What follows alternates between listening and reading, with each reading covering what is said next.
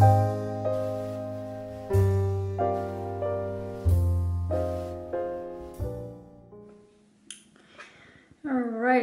turn number 3. We have Gloria coming back from the City of Great Race portal. We have 3 gates on the board and 2 monsters. And we also have this nasty environment card that prevents us from sealing any gates. So we'll now move on to the upkeep phase, starting with first player, which is Gloria. She has to close the gate. She cannot seal the gate because of the environment card, but she can definitely close it. So we'll have to up her lore so she can successfully close it by 2. And that's all I can do for upkeep right now.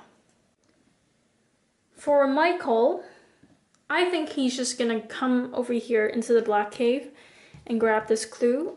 He's 1 shy of 5 clues. So let's just do that. I think I'll just keep everything as is for now. For Daryl, I think I would want him to come down here. He's also 1 shy of 5 clues. Let's just grab the clue from the science building. So 1, 2, 3 movement. And we'll also up. The other thing I want to do is to exhaust and spend 2 movement points. Well, at least prepare to do this card so we can draw on skill. So we have to do this over, I think, at least 2 turns because our movement points would not be sufficient for us to do this. Plus, our lore is pretty low right now.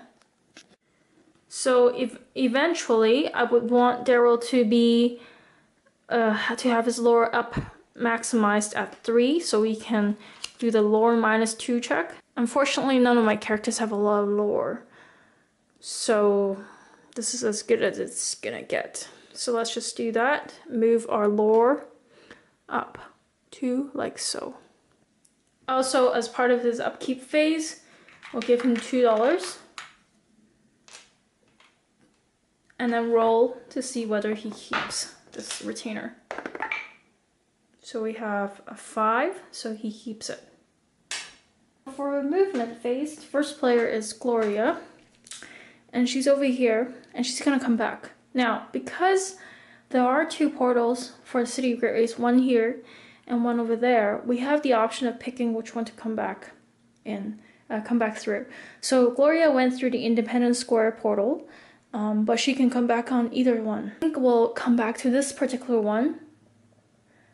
Reason being, this monster has there should be a higher chance for us to evade him, I think, than the -2. Okay, so we'll do that. Let's move Gloria back to the unnameable, back from the City of the Great Race. The second player is Michael. Michael's turn, as we talked, is just to grab the clue. His movement points is 3, speed of 3, and he's just gonna spend 1 of them and grab this clue token. So Michael now has 5 tokens, 5 clues. 5 clues over here. And finally, for Daryl Simmons, he's gonna come down to the science building. 1, 2, 3. He has a speed of 3, and he spent them all. Grab the clue token, and Michael now has 5 as well. Okay, so that ends the movement phase for our investigators, and now we'll proceed to the Arkham encounter phase. Gloria does not have to worry about this monster. When you come back from portal the first time, you automatically think that this guy's ignoring you. So she does not have to do anything with this monster. Now, we get an explored token for completing our exploration of the City of the Great Race. And during the Arkham encounter phase, Gloria can now close and seal the gate. However, because of the particular environment card in place, she cannot seal this gate, she can only close it. I think what I'm going to do though is a little bit of a risk, but it could be worth it. And this is what I'm thinking. As I mentioned earlier, for closing a gate, you can either use a fight or lure. And originally we propped up the lure thinking that we would be closing the gate with this. Now, this turn, really, there is no, even if we close it, we can't seal it because of the environment card, which kind of sucks because we would have to do the whole exploration again. We'll have to leave the location, you know, not waste our time here, and then do some exploration again through the same portal in order to close it. So that's not very efficient. So what I think I'm going to do is purposely fail my close the gate action, and then hopefully our next Mythos card is going to be another environment card which removes the condition of you cannot seal gates. So it's taking a risk here because we're essentially wasting a turn standing at the unnameable location and hoping that we'll get a an environment Mythos card. So on our next turn we can close and seal this gate. The plan is to purposely fail my close the gate action. What I'm going to do now is, instead of using lure, we're going to use a fight. We're going to use a fight to close the gate, which is a 1. So we'll have to roll the 1 and see, and hopefully we'll fail the close the gate action. And we'll go ahead and roll this. Okay, it's a 2, which is a fail. And that's what we were hoping for, so that's good. So we failed to close the gate, and that would end Gloria's encounter phase. For Michael's Arkham encounter phase, we'll go ahead and draw one of the from the locations deck for the purple for the Rivertown neighborhood. So we'll shuffle and draw 1. Okay, so we're looking for the Black Cave.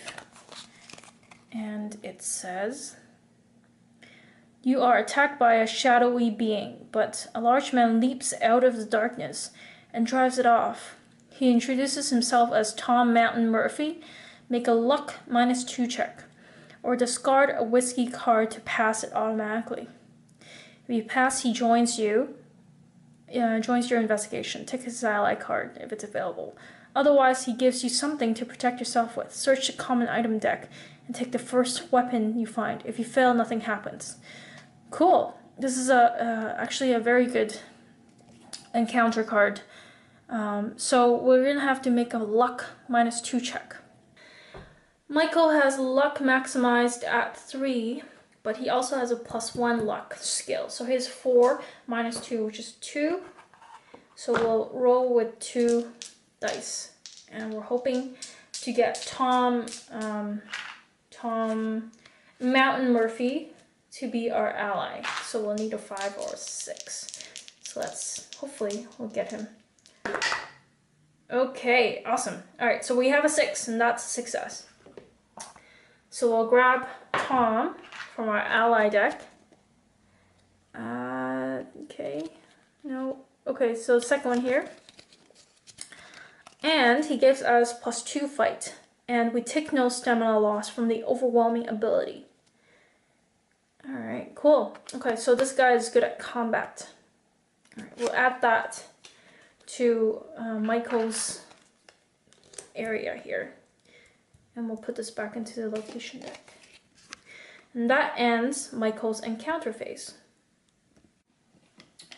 For Daryl's encounter, he's at the science building, which is yellow. So we'll grab the yellow deck. Shuffle, shuffle, shuffle.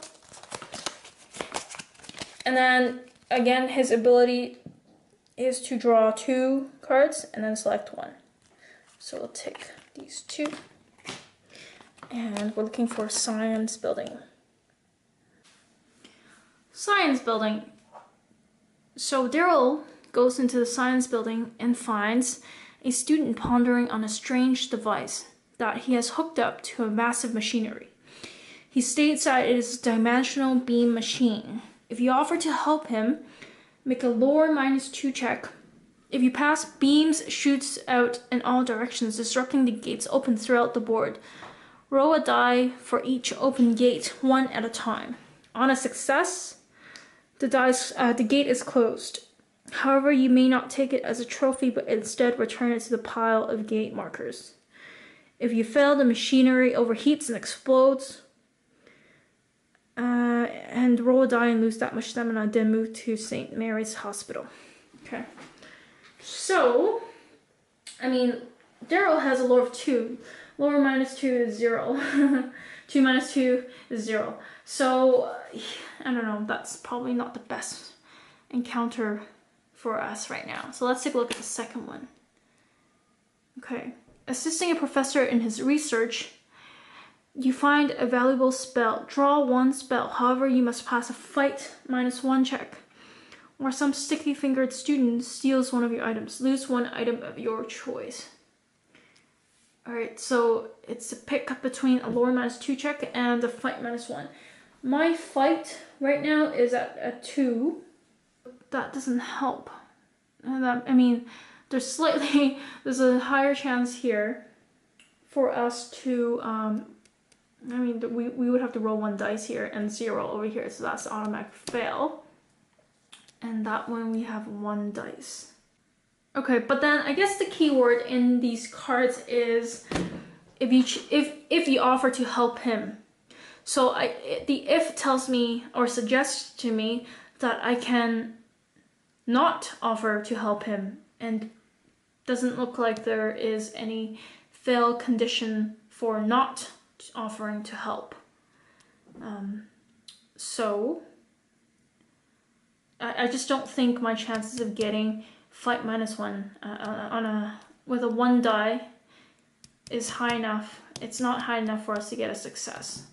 And I would lose an item, which, you know, it's not a good thing. So I don't know. I think I'm just gonna pick this particular one and then not offer my help to the student.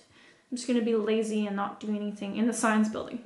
We chose to take this one and not offer help, so this just, nothing happens, puts it back to the yellow deck. And that ends the Arkham encounter phase. We'll now move on to the other world encounter phase, and because there are no investigators in the other world, nothing happens. So we move on to the final phase, which is the Mythos phase. So we'll grab a Mythos card, and hopefully this would be an environment card so we can close and seal the gate that Gloria explored. So, and it is an environment card. So let's take a look. Alright, first things first, graveyard gate opens. So we'll draw. And it is another abyss. So this clue token is now gone back to the box. And the abyss opens up on the graveyard. We'll grab the monster bag and we'll draw. Okay, and we have the witch. Okay. The witch comes over here. For monster movement, we have squares and diamonds. Squares and diamonds. Alright. For white. And then black. Circles with black. The Gug doesn't move. He's a slash-ish symbol. This guy, he has a square, but he is already on a location with an investigator.